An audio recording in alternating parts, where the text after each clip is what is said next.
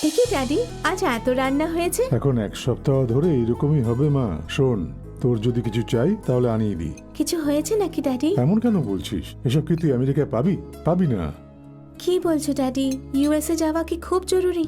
আমি এখানে তোমাদের সাথে থাকতে চাই। এরকম বলিস না মা। গ্রামের সবাই জেনে গেছে যে তুই আমেরিকাতে যাচ্ছিস, তাহলে তুই রাজি কেন হচ্ছিস না? কি কারণ ড্যাডি? ছোটবেলা থেকেই তুমি আমায় দূরে রেখেছো, অন্য গ্রামে পড়াশোনা করিয়েছো, আর এখন ইউএসএ পাঠানোর জেদ। আমি তোমার ভালোবাসা কবে পাবো? মাধ্যমিকের পর তুমি বললে গ্রামে কোথায় পড়বে, তাই দূরে শহরে পাঠিয়ে দিলে। তখনও তোমার ভালোবাসা পাইনি। ডিগ্রির পড়াশোনা আমি তোমার সাথে থেকে করতে চেয়েছিলাম, তখনও তুমি এটাই করলে। ছোটবেলা থেকে আজ অবধি আমি গুনে গুনে 10 দিনও তোমার সাথে থাকিনি, আর এত বছর পরে আমি আবার একটা সুযোগ পেয়েছি, আমায় আমেরিকা পাঠিয়ে দিচ্ছ। আমার সাথে এরকমটা কেন করছো? আমি তো তোমারই মেয়ে, তাই মা, না? আমি এসব তোর ভবিষ্যতের জন্য করছি। আমি রাজি হব না ড্যাডি। তোমার খুশির জন্য আমি পড়াশোনা করছি, আমার ভবিষ্যতের জন্য না। আমি ইউএসএ তে যাব না।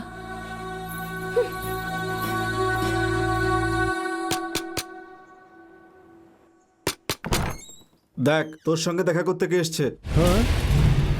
কি হলো রে? ও তো আমাদের ছেড়ে ছোটবেলাতেই পালিয়ে গেছিল। এবার বলতো এতদিন কোথায় ছিলিস? কোথায় ছিলাম, কি করছিলাম, এসব কথা বাদ দে। এটা জেনে রাখ যে আমি অনেক টাকা কামিয়েছি। আমি তো তোদের বন্ধুত্বের খাতিরে এখানে এসেছি আর কি। আচ্ছা বলতো, তোরা কি করছিস? আমরাও নতুন ব্যবসা শুরু করেছি। ও কেবিলের আর আমি মোবাইল ফোনের। ও শুধু বেকার বসে আছে। না না, ও বেকার নেই, ও প্রেম করে। প্রেম করে? হ্যাঁ। কার সাথে? বাদরামকে চিনিস তো তুই? উনি হলেন প্রধান, ওনারই মেয়ের সাথে। ভালো তো, ওই মেয়েটা তোকে ভালোবাসে নাকি? হ্যাঁ রে, ও তো আমার জন্য প্রাণ দিতে রাজি আছে। এটা তো খুব ভালো কথা। আচ্ছা শোন, আমি এখানে 10 দিন থাকবো, তোরা আমার সাথে থাকবি, অনেক এনজয় হবে। আরে ভাই, তুই বললি যখন আমরা তোর সাথেই থাকবো। এরা কারা? আমাদের লোক নাকি? আমাদেরই লোক। তাহলে বসতে বল না। আরে ওরা এখানে বসতে আসেনি, আমাদেরকে পেটাতে এসেছে।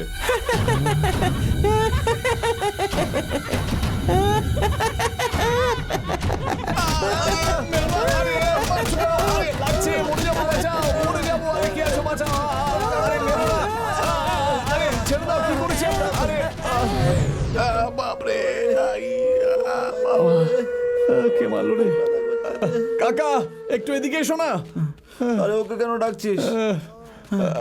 আমাকে কেন ডাকলে? আমাকে মারলে কেন? আর একবার জিজ্ঞেস করলে আবার মারবো। যা ফট। আমার কপালই খারাপ, সবসময় তোমার পাল্লাই পড়ি। এই তুই ওকে মারলি কেন? এখন আমরা প্রধানের বাড়িতে যাচ্ছি, তাই রিচার্জ হওয়ার জন্য মারলাম।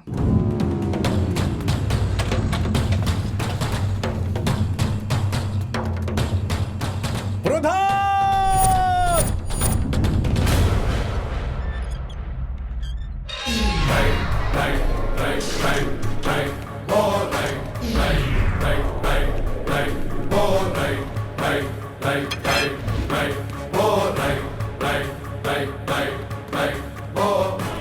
যে মরতে চাস সে আমার সাথে আয়, যে বাঁচতে চাস সে এখান থেকে চলে যা।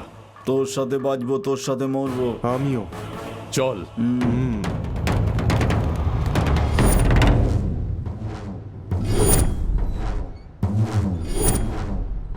আমায় এভাবে ঘিরে ধরে কনফিউজ করছো কেন?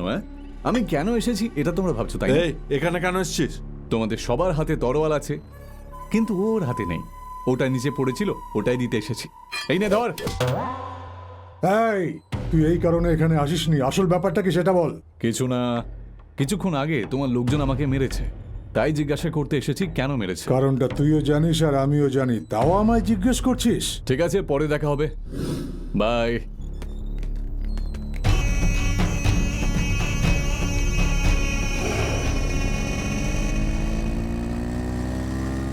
কি হলো, মুখ গোমরা করেছিস কেন? আমাদেরকে বোকা ভেবেছিস? প্রধানকে মারতে গেছিলাম কিন্তু মারলাম না, শুধু আমাদের বোকা বানালি। এটাই তো তোদের প্রবলেম। প্রধানকে মারা এত সহজ নয়। যদি মারতাম তাহলে এতক্ষণে আমরাও টুকরো টুকরো হয়ে যেতাম। হ্যাঁ, কিন্তু আমি যেটা করতে গেছিলাম সেটা তো আমি করে এসেছি। আমার কনসেপ্টে কমন ম্যান কনভিন্সড হয়ে যায়, আর তোরা কনফিউজড হয়ে যাস।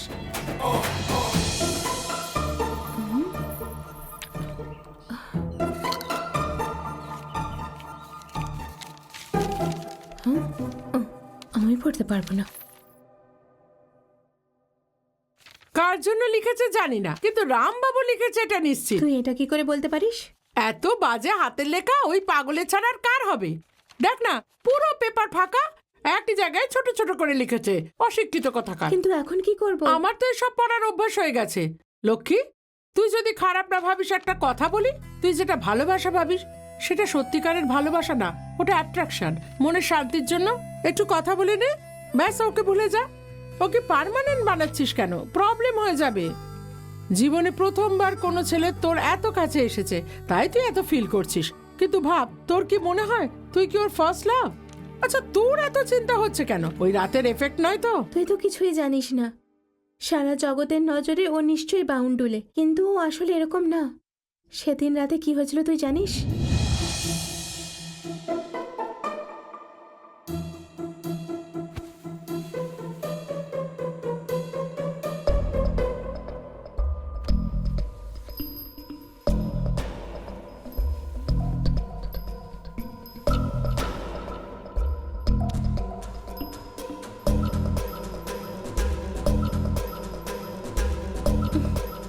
তুমি অন্যদের মতন একদমই না। তোমায় দেখে আমার ভালোবাসতে ইচ্ছে করে। খুব সুন্দর লাগছে, কিস করতে ইচ্ছা করছে। পারমিশন আছে?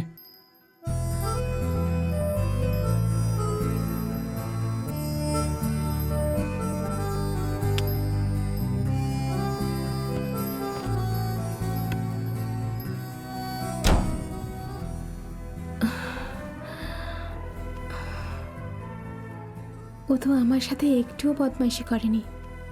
মানে ওর মনটা ভালো, ভালোবাসা বোঝে। আমি তো এরকমই কাউকে খুঁজছিলাম। হ্যাঁ, একটু বদমাইশ নিশ্চয়ই, কিন্তু কিউটও, খুব মিষ্টি। থ্যাংক ইউ ঠাকুর। যে প্রেমের নেশায় থাকে, ভালোবাসায় ডুবে থাকে, ওদের স্ক্রু ঢিলাই হয়, ওদের কিছুতে কিচ্ছু যায় আসে না। সেম সিচুয়েশনে তুই আছিস। এসব আমায় বলিস না, লেটারে কি লেখা আছে সেটা পড়ে বল। সিনু তোর সাথে কথা বলতে চায়, পুরনো বাংলোর কাছে তোকে ডেকেছে।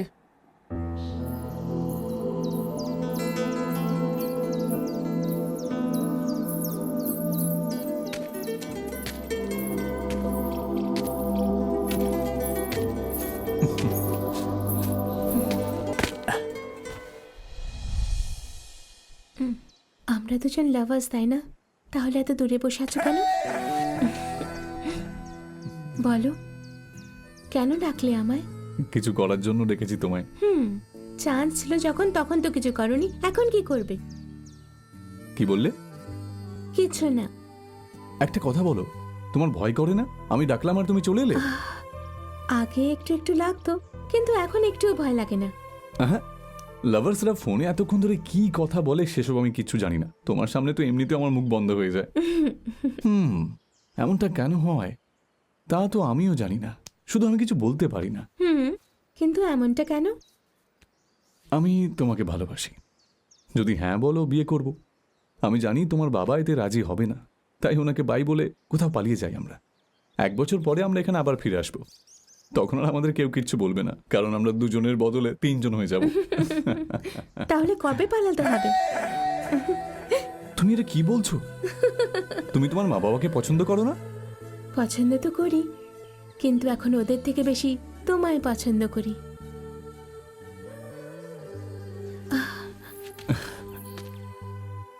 আমার উপর এত ভরসা কেন তোমার? তুমি কি মনে করো যে আমি তোমায় ঠিকভাবে রাখতে পারবো? হ্যাঁ করি, কারণ তুমি আমাকে নিজের থেকেও বেশি ভালোবাসো। এই ভালোবাসার ভরসায় আমি আমার পুরো জীবন কাটাতে পারি।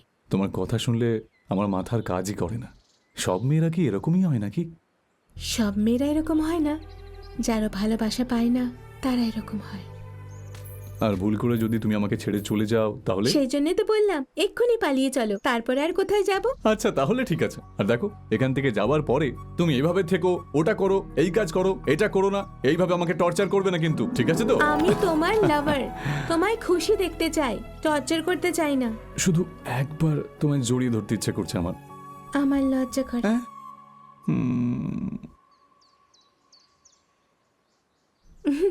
আরে রাগ করছো কেন?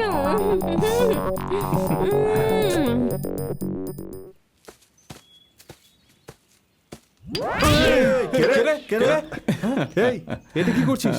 কিরে তোরা এখনো যাসনি? পাথর লাগলে না এতক্ষণ হরিবোল হয়ে যেত। আরে আমি জানতাম না যে তোরা এত চালাক। কিভাবে ভাবলি তুই?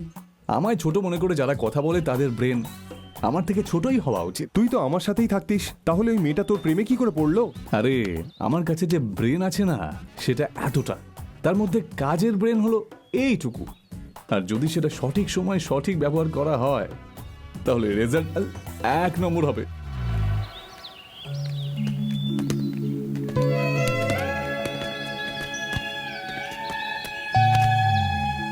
আরে তোর আবার কি হলো?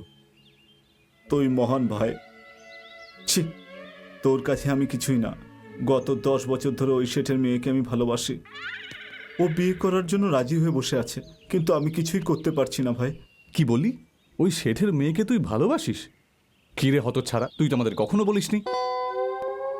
বলতে ভয় পেতাম।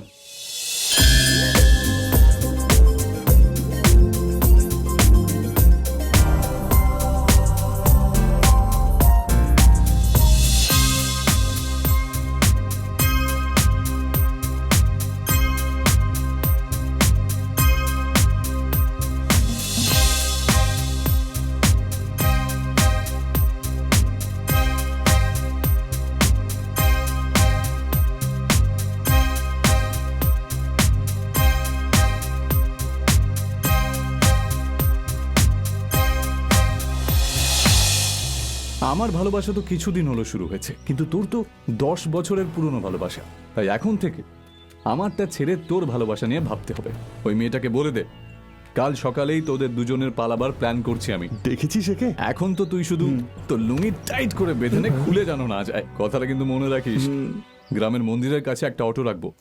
যদি ওটা মিস হয়ে যায় তাহলে গ্রামের বাস স্ট্যান্ডে 2টো অটো রাখবো। আর যদি ওটাও মিস হয়ে যায় তাহলে গ্রামের বাইরে 3টে অটো রাখবো। শুধু অটোই কেন ভাই? আরে এটা হলো আমাদের রামবাবুর লাভ স্টোরি, এইটুকু তো বিল্ড আপ হতেই হবে, তাই না?